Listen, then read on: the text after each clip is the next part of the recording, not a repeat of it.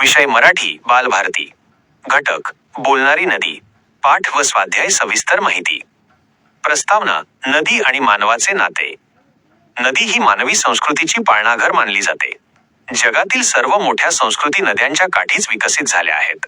आपल्या भारतीय संस्कृतीमध्ये तर नदीला माता, लोकमाता मानले गेले आहे. नदी आपल्याला पिण्यासाठी पाणी देते, शेतीसाठी पाणी देते आणि आपल्या अनेक गरजा पूर्ण करते. परंतु आजच्या आधुनिक काळात वाढते शहरीकरण आणि औद्योगिकीकरणामुळे नद्यांचे अस्तित्व धोक्यात आले आहे. आपण आपल्या स्वार्थासाठी नद्यांना प्रदूषित करत आहोत. बोलणारी नदी हा पाठ याच गंभीर समस्येकडे एका लहान मुलीच्या माध्यमातून आपले लक्ष वेधतो. जर नदीला खरोखरच बोलता आले असते तर ती आपल्याशी काय बोलली असती, तिने आपल्या व्यथा कशा मांडल्या असत्या, याची कल्पक आणि भावूक मांडणी या पाठात केली आहे. भाग 1. पाठाचा सविस्तर सारांश. The summary of the lesson. नदीकाठची संध्याकाळ आणि आजी नातीच्या गप्पा. पाठाची सुरुवात एका सुंदर आणि शांत नदीकाठच्या वर्णनाने होते. संध्याकाळची वेळ आहे. सूर्य मावळतीला चालला आहे आणि आकाशात रंगांची उधळण झाली आहे.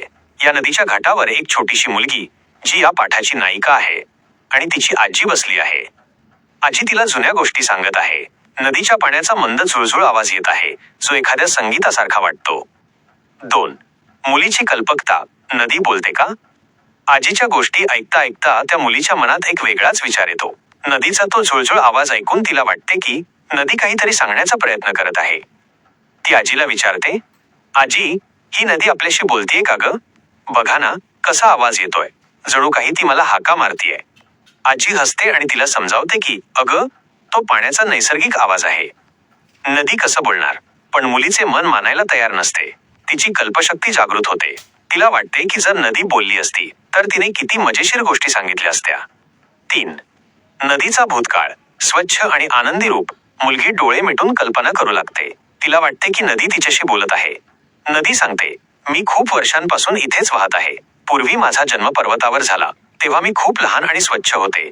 मी उड्या मारत, गाणी गात पर्वतावरून खाली उतरले. वाटेत मला अनेक लहान मोठे ओढे मिळाले आणि मी मोठी होत गेले. नदी आपल्या भूतकाळातील आनंदी दिवस आठवते. ती म्हणते की पूर्वी माझ्या काठावर दाट झाडी होती. पक्षी माझ्या पाण्यावर बागडत असत. प्राणी तहान भागवण्यासाठी माझ्याकडे येत असत. मुले माझ्या पाण्यात पोहत असत आणि खेळत असत. माझे पाणी इतके स्वच्छ होते की तळातील खडेही साफ दिसत असत. लोक माझी पूजा करत असत, तेव्हा मी खूप आनंदी होते. 4. नदीचा वर्तमान काळ. प्रदूषणाची व्यथा आणि दुःख. पण हळूहळू काळ बदलला. नदीचा आवाज दुःखी होतो. ती आपल्या वर्तमान स्थितीबद्दल सांगते. नदी म्हणते, माणसाने प्रगती केली, पण माझ्याकडे दुर्लक्ष केले. माझ्या काठावर मोठी शहरे वसली, कारखाने उभे राहिले. आणि मग काय? शहरामधील सर्व सांडपाणी, नाल्यांचे घाणेरडे पाणी थेट माझ्यात सोडले जाऊ लागले. नदी आपली व्यथा मांडते की कारखान्यांमधील रासायनिक आणि विषारी पाणी माझ्यात मिसळते. यामुळे माझे स्वच्छ पाणी काळे आणि दुर्गंधीयुक्त झाले आहे. लोक माझ्या पात्रात कचरा टाकतात, निर्माल्य टाकतात, प्लास्टिकच्या पिशव्या टाकतात. यामुळे मला श्वास घेणेही कठीण झाले आहे. माझ्यात राहणारे मासे आणि इतर जलचर प्राणी या प्रदूषणामुळे मरत आहेत. मी आता पूर्वीसारखी पवित्र आणि स्वच्छ राहिलेली नाही. मला खूप दुःख होते. 5. मानवी स्वार्थ आणि नदीचा इशारा. नदी मानवाच्या स्वार्थीपणावर बोट ठेवते. ती म्हणते, माणूस स्वतःच्या फायद्यासाठी झाडे तोडत आहे. झाडे नसल्यामुळे पाऊस कमी पडतो आणि उन्हाळ्यात मी सुकून जाते. तसेच पावसाळ्यात जेव्हा जोरात पाऊस पडतो तेव्हा झाडे नसल्यामुळे जमिनीची धूप होते आणि सर्व माती माझ्यात येते. यामुळे माझे पात्र उथळ होत चालले आहे आणि पुराचा धोका वाढतो. नदी मानवाला इशारा देते की जर तुम्ही वेळीच सावध झाला नाहीत आणि माझे रक्षण केले नाही तर तुमचे अस्तित्वही धोक्यात येईल. पाण्याशिवाय तुम्ही जगू शकत नाही. जर मीच विषारी झाले तर तुम्ही काय पिणार? तुमची शेती कशी होणार? 6. नदीची आळवणी. मला वाचवा. शेवटी नदी त्या मुलीच्या माध्यमातून संपूर्ण मानवजातीला आळवणी करते. ती म्हणते, मला पुन्हा एकदा स्वच्छ आणि सुंदर व्हायचे आहे. मला पुन्हा गाणी गात, उड्या मारत व्हायचे आहे. यासाठी मला तुमची मदत हवी आहे. कृपया माझ्यात कचरा टाकू नका. सांडपाणी आणि रासायनिक पाणी प्रक्रिया केल्याशिवाय माझ्यात सोडू नका. माझ्या काठावर जास्तीत जास्त झाडे लावा. माझे रक्षण करा, तरच मी तुमचे रक्षण करू शकेन. 7. स्वप्नभंग आणि निश्चय. तितक्यात आजी त्या मुलीला हाक मारते आणि तिचे स्वप्न भंगते. ती भानावर येते. तिला जाणवते की नदी प्रत्यक्षात बोलली नसली तरी तिने नदीचे दुःख आपल्या कल्पनेत अनुभवले आहे. ती आपल्या आजीला सांगते, आजी, नदी खरोखरच खूप दुःखी आहे. आपण तिला वाचवले पाहिजे. ती मुलगी मनाशी निश्चय करते की ती स्वतः नदीत कधीही कचरा टाकणार नाही आणि आपल्या मित्रांनाही असे करण्यापासून रोखणार आहे. ती मोठी झाल्यावर नदीला स्वच्छ करण्यासाठी काम करेल. भाग 2. पाठाचा रसास्वाद आणि जीवनमूल्ये. Appreciation and values. बोलणारी नदी हा पाठ केवळ वाचण्यासाठी नाही, तर तो अंतर्मुख होऊन विचार करण्यासाठी आहे. पर्यावरणाची जाणीव. इन्व्हायरमेंटल अवेअरनेस हा पाठ विद्यार्थ्यांमध्ये पर्यावरणाविषयी जाणीव आणि जागृती निर्माण करतो. नदी प्रदूषण ही एक जागतिक समस्या आहे. या पाठाच्या माध्यमातून विद्यार्थ्यांना प्रदूषणाची कारणे आणि त्याचे परिणाम अत्यंत सोप्या आणि प्रभावी भाषेत समजतात. 2. कल्पकता आणि संवेदनशीलता. Imagination and sensitivity. लेखकाने नदीला सजीव रूप देऊन पर्सॉनिफिकेशन पाठात जिवंतपणा आणला आहे. एका निर्जीव वस्तूशी, नदीशी संवाद साधण्याची कल्पकता विद्यार्थ्यांना आवडते. यामुळे विद्यार्थ्यांची कल्पनाशक्ती वाढते आणि ते निसर्गातील घटकांशी भावनिकरित्या जोडले जातात. ते निसर्गाकडे केवळ साधन म्हणून न बघता एक मित्र म्हणून बघायला शिकतात. 3. निसर्गप्रेम. Love for nature. नदीच्या भूतकाळातील स्वच्छ रूपाचे वर्णन वाचताना विद्यार्थ्यांच्या मनात निसर्गाविषयी प्रेम निर्माण होते. पक्षी, प्राणी, झाडे आणि स्वच्छ पाणी हे निसर्गाचे सुंदर रूप त्यांना भुरळ घालते. 4. सामाजिक जबाबदारी.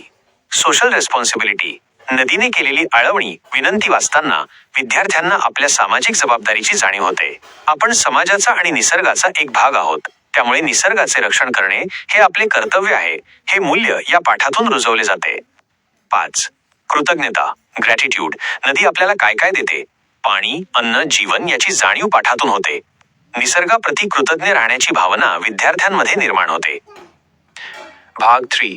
संपूर्ण स्वाध्याय. Complete exercises with answers. येथे पाठावर आधारित सर्व प्रकारचे प्रश्न आणि त्यांची आदर्श उत्तरे दिली आहेत, जे विद्यार्थ्यांना परीक्षेच्या तयारीसाठी मदत करतील. एका वाक्यात उत्तरे लिहा. नदीचा जन्म कोठे झाला? उत्तर: नदीचा जन्म पर्वतावर झाला. 2. पूर्वी नदीचे पाणी कसे होते? उत्तर: पूर्वी नदीचे पाणी अत्यंत स्वच्छ आणि पारदर्शक होते. 3. नदीला काय पाहून दुःख होते? उत्तर: लोक नदीच्या पाण्यात कचरा, सांडपाणी आणि विषारी रसायने टाकून तिला प्रदूषित करतात, हे पाहून नदीला दुःख होते. 4. नदीत काय काय टाकले जाते? उत्तर: नदीत शहरामधील सांडपाणी, कारखान्यांचे रासायनिक पाणी, प्लॅस्टिकच्या पिशव्या, कचरा आणि निर्माल्य टाकले जाते. 5. नदीचे पात्र उथळ का होत चालले आहे? उत्तर: झाडे तोडल्यामुळे जमिनीची धूप होते आणि पावसाळ्यात सर्व माती नदीच्या पात्रात येते, ज्यामुळे नदीचे पात्र उथळ होत चालले आहे. 6. नदीने मानवाला कोणती विनंती केली आहे? उत्तर: मला प्रदूषित करू नका, माझ्यात कचरा टाकू नका आणि माझ्या काठावर झाडे लावा, अशी विनंती नदीने मानवाला केली आहे. रिकाम्या जागी योग्य शब्द भरा. नदीचा झुळझुळ आवाज गाण्यासारखा वाटतो. 2. 3. शहरामधील सांडपाणी थेट नदीत सोडले जाते. 4. प्रदूषणामुळे नदीतील जलचर प्राणी मरत आहेत. 5. झाडे नसल्यामुळे उन्हाळ्यात नदी सुकून जाते. 2 ते 3 वाक्यात उत्तरे लिहा. नदीच्या भूतकाळातील आनंदी रूपाचे वर्णन करा. उत्तर: पूर्वी नदी खूप स्वच्छ होती. ती पर्वतावरून उड्या मारत आणि गाणीगात खाली यायची. तिच्या काठावर दाट झाडी होती. पक्षी आणि प्राणी तिच्या पाण्यावर येत असत. मुले तिच्यात खेळत असत. लोक तिला पवित्र मानून तिची पूजा करत असत. 2. नदी प्रदूषित होण्याची प्रमुख कारणे कोणती? उत्तर: शहरामधील सांडपाणी आणि गटारांचे पाणी प्रक्रिया न करता नदीत सोडणे, कारखान्यांमधील विषारी आणि रासायनिक पाणी नदीत मिसळणे, तसेच लोकांनी नदीच्या पात्रात कचरा आणि प्लास्टिक टाकणे ही नदी प्रदूषित होण्याची प्रमुख कारणे आहेत. 3. नदी उन्हाळ्यात का सुकून जाते? उत्तर: माणूस स्वतःच्या स्वार्थासाठी मोठ्या प्रमाणावर झाडे तोडत आहे. झाडे कमी झाल्यामुळे पावसाचे प्रमाण कमी झाले आहे. जमिनीतील पाण्याची पातळी खालावली आहे. त्यामुळे नदीला मिळणारे पाण्याचे स्रोत आटतात आणि उन्हाळ्यात नदी सुकून जाते. 4. नदी प्रदूषित झाल्यामुळे काय परिणाम होतात? उत्तर: नदी प्रदूषित झाल्यामुळे तिचे पाणी पिण्यायोग्य आणि वापरायोग्य राहत नाही. पाण्यात राहणारे मासे आणि इतर जलचर प्राणी मरतात. हे विषारी पाणी प्यायल्यामुळे मानवाला आणि प्राण्यांना विविध आजार होऊ शकतात. तसेच शेतीसाठीही हे पाणी हानिकारक ठरू शकते. खालील विधानांमागील कारणे स्पष्ट करा. मी आता पूर्वीसारखी आनंदी राहिलेली नाही, असे नदी का म्हणते? उत्तर: कारण पूर्वी नदी स्वच्छ होती आणि लोक तिचा आदर करत होते. पण आता लोक तिला प्रदूषित करत आहेत. माझ्यात कचरा आणि विषारी रसायने टाकत आहेत. यामुळे तिला खूप त्रास होत आहे आणि ती दुःखी झाली आहे. 2. नदीने मानवाला इशारा का दिला आहे? उत्तर: कारण जर माणूस असाच नदीला प्रदूषित करत राहिला तर एके दिवशी पाणी संपून जाईल किंवा सर्व पाणी विषारी होईल. पाण्याशिवाय माणूस जगू शकत नाही. त्यामुळे मानवाचे अस्तित्व टिकवण्यासाठी नदीने त्याला सावध राहण्याचा इशारा दिला आहे. व्याकरण आणि भाषिक कृती. Vocabulary and grammar. 1. समानार्थी शब्द लिहा. नदी मायनस सरिता, तटिनी लोकमाता. पर्वत मायनस डोंगर, अचल गिरी. पाणी मायनस जल नीर उदक. झाड मायनस वृक्ष तरु. पक्षी मायनस खग विहंग. दुःख मायनस खेद यातना. 2. विरुद्धार्थी शब्द लिहा. स्वच्छ टाइम्स अस्वच्छ बाय घाणेरडे. आनंदी टाइम्स दुःखी. जुने टाइम्स नवीन. पवित्र टाइम्स अपवित्र. जन्म टाइम्स मृत्यू. वर टाइम्स खाली. 3. लिंग बदला. आजी वजा आजोबा. मुलगा वजा मुलगी. पक्षी वजा पक्षिण. वाघ वजा वाघीण. 4. वचन बदला. नदी वजा नद्या. गोष्ट वजा गोष्टी. पिशवी वजा पिशव्या. कारखाना वजा कारखाने. ओढा वजा ओढे. 5. पाठात आलेले नादानुकारी शब्द साऊंडवर्ड शोधा. झुळझुळ पाण्याचा आवाज. खळाळ पाण्याचा वेगवान आवाज. किलबिलाट पक्ष्यांचा आवाज. स्वमत आणि मुक्तोत्तरी प्रश्न. Open ended questions for thinking. जर तुम्हाला नदीशी बोलण्याची संधी मिळाली तर तुम्ही तिला काय विचाराल? उत्तर. नमुना. जर मला नदीशी बोलण्याची संधी मिळाली तर मी तिला सर्वात आधी माफी मागेन. मी तिला विचारेन की आम्ही मानवांनी तुला इतके त्रास दिले तरीही तू आम्हाला पाणी देतच राहतेस. तुला आमचा राग येत नाही का? तसेच मी तिला विचारेन की तुला पुन्हा स्वच्छ करण्यासाठी आम्ही लहान मुले काय मदत करू शकतो. 2. नदीचे प्रदूषण रोखण्यासाठी तुम्ही तुमच्या स्तरावर काय काय करू शकता? उत्तर. नदीचे प्रदूषण रोखण्यासाठी मी खालील गोष्टी करू शकतो. मी स्वतः नदीत किंवा कोणत्याही पाण्याच्या स्रोतात कचरा टाकणार नाही. मी गणेशोत्सवात किंवा इतर सणांना निर्माल्य, फुले, हार नदीत टाकण्याऐवजी त्याचे खत तयार करेन. मी प्लास्टिकचा वापर कमी करेन जेणेकरून ते नदीत जाणार नाही. मी माझ्या मित्रांना आणि कुटुंबियांना नदी स्वच्छ ठेवण्याचे महत्त्व समजावून सांगेन. मी नदीकाठी झाडे लावण्यासाठी पुढाकार घेईन. भाग 4. उपक्रम आणि प्रगत अभ्यास. Projects and advanced study. विद्यार्थ्यांच्या ज्ञानामध्ये भर टाकण्यासाठी आणि त्यांना कृतीशील बनवण्यासाठी खालील उपक्रम वर्गात किंवा घरी घेता येतील. प्रकल्प. प्रोजेक्ट. आपल्या परिसरातील नदी. विद्यार्थ्यांनी आपल्या शहरात किंवा गावाजवळून वाहणाऱ्या नदीला भेट द्यावी. तिची सद्यस्थिती बघावी. नदी स्वच्छ आहे की प्रदूषित? प्रदूषित असल्यास त्याची कारणे काय आहेत? यावर एक छोटा अहवाल तयार करावा. नदीचे फोटो काढावेत. 2. भित्तीपत्रक. Poster making. नदी वाचवा, जीवन वाचवा, पाणी हेच जीवन, प्रदूषण टाळा या विषयांवर सुंदर आणि रंगीत भित्तीपत्रके तयार करावीत आणि शाळेच्या नोटीस बोर्डावर लावावीत. 3. घोषवाक्य तयार करणे. Slogan writing. नदी संरक्षणावर आधारित काही घोषवाक्य तयार करा.